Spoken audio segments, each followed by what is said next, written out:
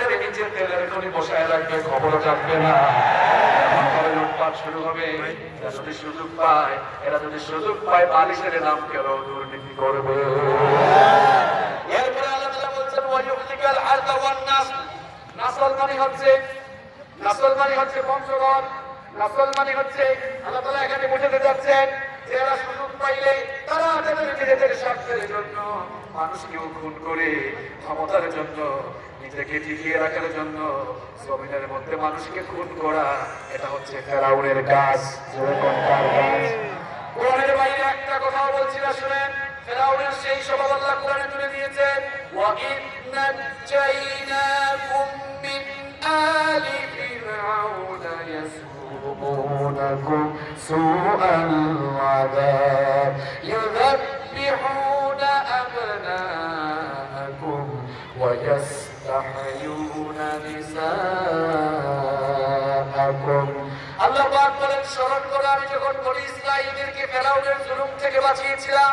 আর ফেরাউন তো সেই লোক ছিল যে তার গদিকে টিকিয়ে রাখার জন্য বনি ইসরাঈলদের শিশু সন্তানগুলোকে ধরে ধরে জবাই করত। তাহলে নিজের গদিকে টিকিয়ে রাখার জন্য মানুষ খুন করা, এটা মানুষের কাজ না ফেরাউনের কাজ। যুগে যুগে এইরকম করে ফেরাউনরা তাদের গদিকে, ক্ষমতাকে টিকিয়ে রাখার জন্য মানুষের উপরে জুলুম চালায়, এমনকি নিজেদের মতের বিরুদ্ধে গেলে তারা খুন করে। এটা মানুষের স্বভাব না, এটা ফেরাউনের স্বভাব। ঠিক কি না? সেই সকল জালিমদের বাদবাকি কর্মসূচি আল্লাহ অন্য আয়াতে দিচ্ছেন। কোরআনে কারীমের 9 নম্বর সূরা সূরাতুত তাওবা এর 67 নম্বর আয়াতে আল্লাহ পাক বললেন, আল মুনাফিকুনা ওয়াল মুনাফিকাতু বা'দুহুম মিন বা'দ ইয়া'মুরুনা বিল মুনকারি ওয়া ইয়ানহাউনা আনিল মা'রুফি ওয়া ইয়াকবিদুনা আইদিয়াহুম নাসুল্লাহা ফানাসিয়াহুম ইন্নাল মুনাফিকিনা হুমুল ফাসিকুন। আল্লাহ পাক বলেন, মুনাফিক পুরুষ আর মুনাফিক নারী একজন আরেকজনের বন্ধুর মতো কাজ করে। আল্লাহ তাআলা বলছেন, রাসূল কি করে শোনো ইয়ামুরুনা বিল মুনকার। সুযোগ পাইলে, গতি পাইলে এরা আইন পাস করে সকল মন্দ কাজগুলো চালু করে দিবে। কোরআনের মাহফিলের জন্য পারমিশন লাগবে, কিন্তু আইন পাস করে দেখা যাবে সিনেমা হল খোলার অনুমতি আছে। ইয়ামুরুনা বিল মুনকার। সুযোগ পাইলে এরা অন্যায় কাজগুলোর পারমিশন দিবে, অন্যায় কাজ সমাজে প্রচলন ঘটাবে। ওয়ায়ানহাউনা আনিল মা'রুফ। সুযোগ পাইলেই, গতি পাইলেই এরা ভালো কাজগুলোকে থামায়া দিবে, ভালো কাজগুলোকে বন্ধ করে দিবে। এরপরে 7 নম্বরে আল্লাহ তাআলা বলছেন, ওয়ায়াকবিদুনা আইদিয়াহুম। জনকল্যাণমূলক সকল কাজ থেকে তারা তাদের হাতকে গুটিয়ে ফেলবে। এই আয়াতগুলোতে আল্লাহ তাআলা জালেম স্বভাবের মানুষদের কর্মসূচি তুলে দিয়েছেন। এবার আল্লাহ তাআলা বলছেন, যদি কোন সমাজ বা রাষ্ট্রে আলেমদের উপরে, কোরআন বলা লোকদের উপরে, ইসলাম বলা লোকদের উপরে আল্লাহ ক্ষমতা সুপর্দ করে, তাহলে তারা সেই ক্ষমতা নামক নিয়ামত পেয়ে তারা কি করে? শোনো, আল্লাযীনা ইম্মাক্কান্নাহুম ফিল আরদি আকামুস সালাতা ওয়া আতাউজ যাকাতা ওয়া আমারু বিল মা'রুফি ওয়া নাহাউ আনিল মুনকার ওয়ালিল্লাহি আকিবাতুল উমুর। আল্লাহ পাক বলেন, যদি কোনো জনপদে আমি ইমানদারদের হাতে রাষ্ট্র ক্ষমতা সুপর্দ করি, তাহলে তারা সেই সুযোগ পেয়ে 1 নম্বরে তারা সমাজ এবং রাষ্ট্রের সকল জায়গায় নামাজ কায়েম করবে। 2 নম্বর হচ্ছে সুদ ভিত্তিক অর্থ ব্যবস্থাকে বাতিল করে দিয়ে যাকাত ভিত্তিক অর্থনীতি কায়েম করবে, যাকাত ভিত্তিক অর্থ ব্যবস্থার প্রচলন করবে। 3 নম্বর হলো ওয়ায়ামুরুনা বিল মা'রুফ। আইন পাস করে সকল ভালো কাজগুলোকে তারা জারি করে দিবে। 4 নম্বর হলো ওয়ায়ানহাউনা আনিল মুনকার। আইন পাস করে সকল অন্যায়গুলোকে বন্ধ করবে। যশোরের ভাইরা এবার বুঝে থাকলে জবাব দেন তো, যে আয়াতগুলো থেকে আলেম আর জালেমের কর্মসূচি তুলে ধরলাম। গোটা বিশ্বের দিকে তাকিয়ে বলে, কোরআনের আয়নায় গোটা বিশ্ব এখন আলেমের দখলে না জালেমের দখলে? কাদের দখলে? সেই জালেমের জুলুম থেকে বের হয়ে গোটা দুনিয়া আলেমদের কাছে আসুক, কোরআন ওয়ালা হাতে আসো, কারা কারা চান দুহাত তুলে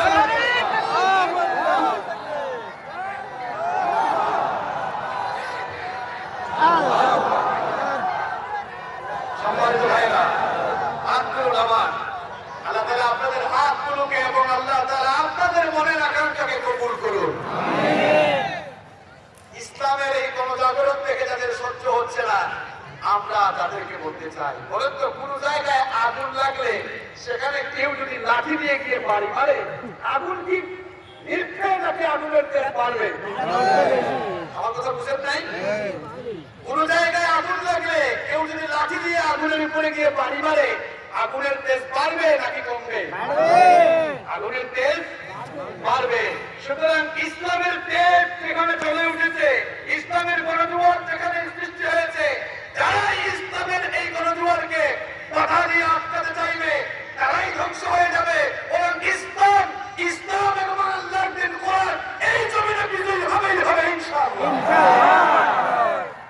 সম্মানিত ভাইরা, আগামীর দিন ইসলামের দিন, আগামীর দিন কোরআনের দিন ইনশাআল্লাহ বলেন। আল্লাহ কবুল করুন বলেন আমিন। মুনাফিকের 7 নাম্বার বৈশিষ্ট্য হলো মুনাফিক মার্কা স্বভাবের মানুষগুলো মিথ্যাবাদী হয়। এরা কথায় কথায় মিথ্যা বলে। কোরআন কারীমের 63 নাম্বার সূরা সূরাতুল মুনাফিকুনের প্রথম আয়াতে আল্লাহ তাআলা সুন্দর করে বললেন, ইদা জাআকাল মুনাফিকুনা ক্বালু নাশহাদু ইন্নাকা লারাসূলুল্লাহ ওয়াল্লাহু ইয়ালামু ইন্নাকা লারাসূলুহু ওয়াল্লাহু ইয়াশহাদু ইন্নাল মুনাফিকিনা লাকাযিবুন। আল্লাহ পাক বললেন, ওগো আমার হাবিব, যখন মুনাফিকরা আপনার কাছে আসে, তারা যখন বলে আমরা সাক্ষ্য দিচ্ছি আপনি আল্লাহর রাসূল, আপনি তাদেরকে বলে দেন আল্লাহ সাক্ষ্য দিচ্ছেন আপনি আল্লাহর রাসূল। আপনি তাদেরকে বলে দেন আল্লাহ তাআলা সাক্ষ্য দিচ্ছেন তোমাদের মতো মুনাফিকগুলো মিথ্যাবাদী। তাহলে মুনাফিকরা হচ্ছে মিথ্যাবাদী, কথাটা কার? আল্লাহর। হাদিস শরীফের মধ্যে এসেছে আয়াতুল মুনাফিকি সালাতুন, মুনাফিকের নিদর্শন, মুনাফিকের আলামত 3টি। অন্য হাদিসে বলা হয়েছে 4টি। এই 3টার সাথে আরো একটা এড করা হয়েছে। এক নম্বরেই বলা হয়েছে ইদা হাদাসা কাযাবা, যখন কথা বলে কথায় কথায় কি বলে? মিথ্যা বলে। প্রিয় ভাইরা, আজকে মনটাকে, মন মগজকে নিরপেক্ষ রেখে আলোচনাটা বোঝার চেষ্টা করেন আর নিজের ইমানকে একটু যাচাই করার চেষ্টা করেন। দেখেন আমরা কোথায় কোথায় কত মিথ্যা বলি। ফোন আসছে, ভাই আপনি কোথায়? আছে বাড়িতে। কই কি জানেন? আমি তো বেনামুল। আমাদের বোনেরা মায়েরা মনে হয় মিথ্যা বলে না, এরা আরো বেশি বলে, এরা কসমও বেশি বলে, ঠিক কিনা? মা বোনদেরকে বলবো কোথায় কোথায় মিথ্যা বলবেন না। আমার বাবারা ভাইয়েরা আপনাদেরকেও বলবো কোথায় কোথায় মিথ্যা বলবেন। এক বাবা তার ছেলেকে খাতায় লিখাচ্ছে, বাবা লিখো, মিথ্যা বলা মহাপাপ, সত্য মানুষকে মুক্তি দেয়, মিথ্যা মানুষকে ধ্বংস করে। এমন সময় ফোন আসছে, ভাই আপনি কি বাড়িতে আছেন? ফোনের মধ্যে বলছে না আমি তো বাড়িতে। ছেলে তো আর এটা শুনে নাই, মনে মনে ভাবলো যাই মাথা গেছে, ছেলেকে তো সত্যের ট্রেনিং দিচ্ছি, কিন্তু আমার মিথ্যার খবর তো ছেলে জানে না। কায়দা করে আর বাঁচতে পারে নাই। কিছুক্ষণ পরেই টাকা পাইতে এগুলো দরজায় নক করছে।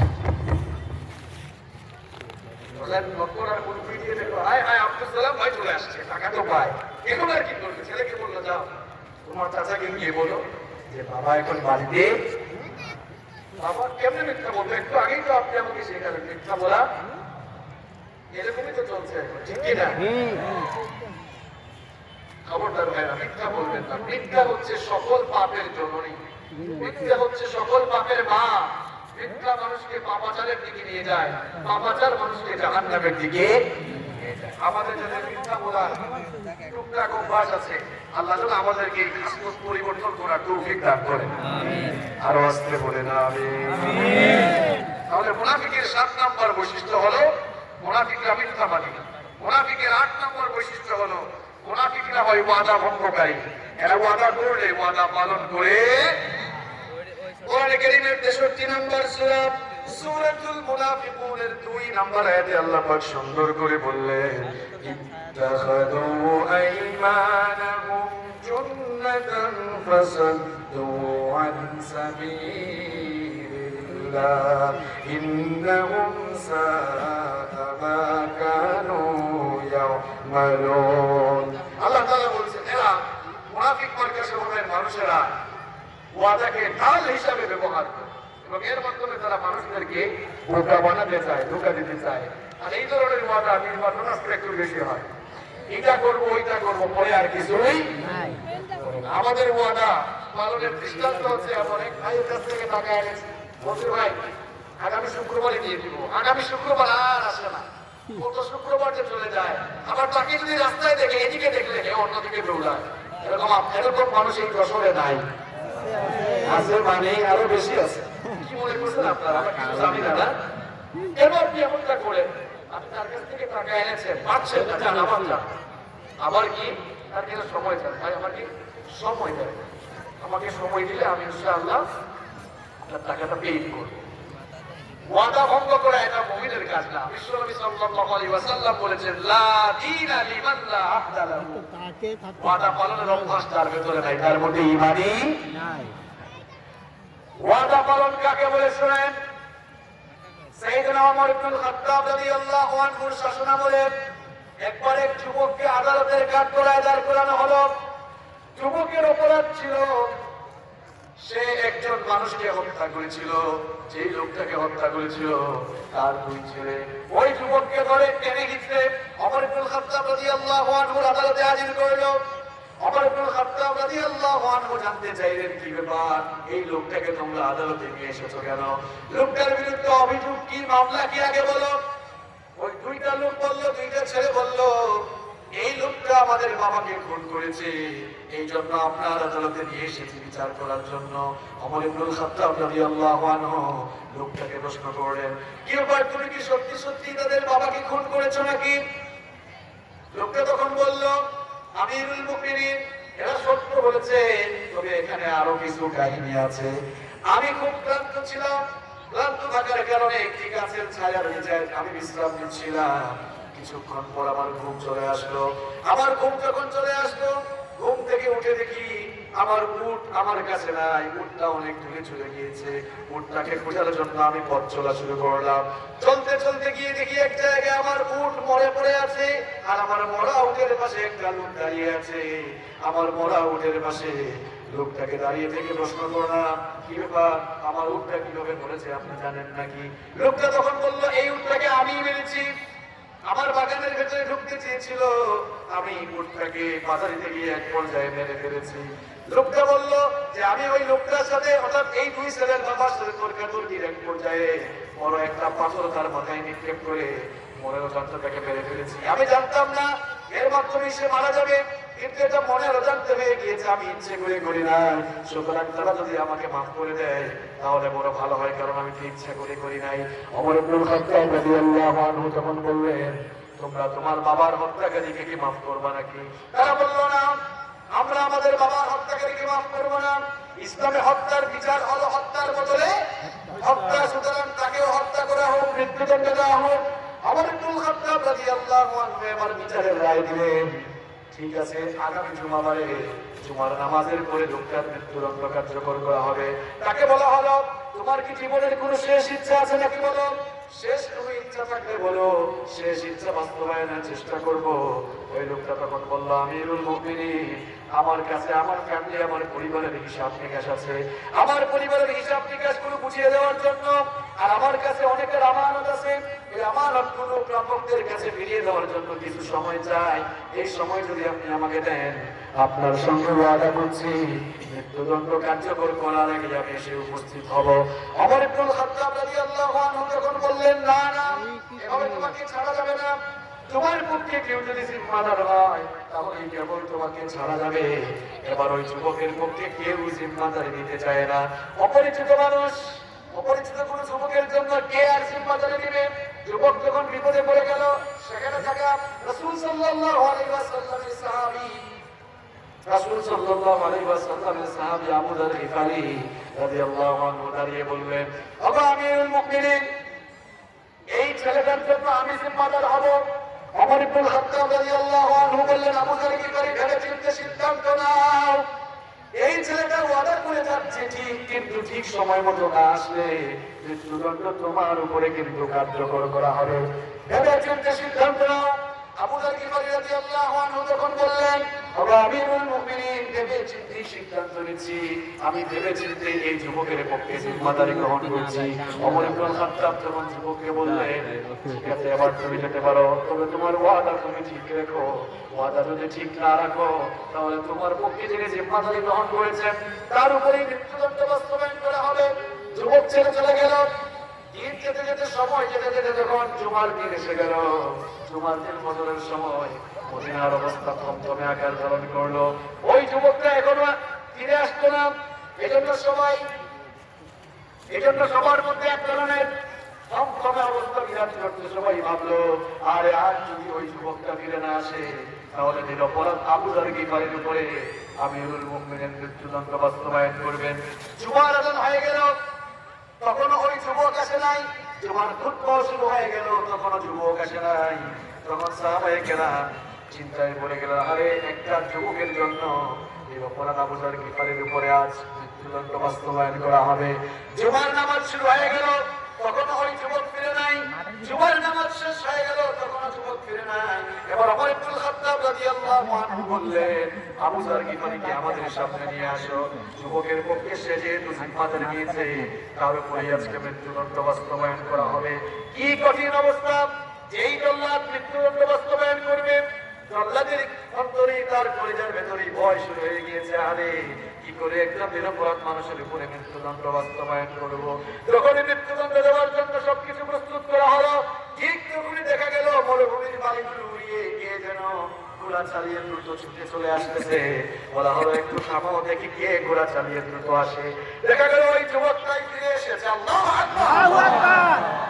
যুবক যখন ফিরে আসলো, ওমর ইবনুল খাত্তাব রাদিয়াল্লাহু আনহু অবাক হয়ে যুবককে প্রশ্ন করলেন, ওগো যুবক, তুমি তো ওয়াদা করে গিয়েছো ঠিক, কিন্তু তোমার জন্য তো সুযোগ ছিল ওয়াদা পালন না করে তুমি যদি নাও আসতে তাহলে বেঁচে যেতে।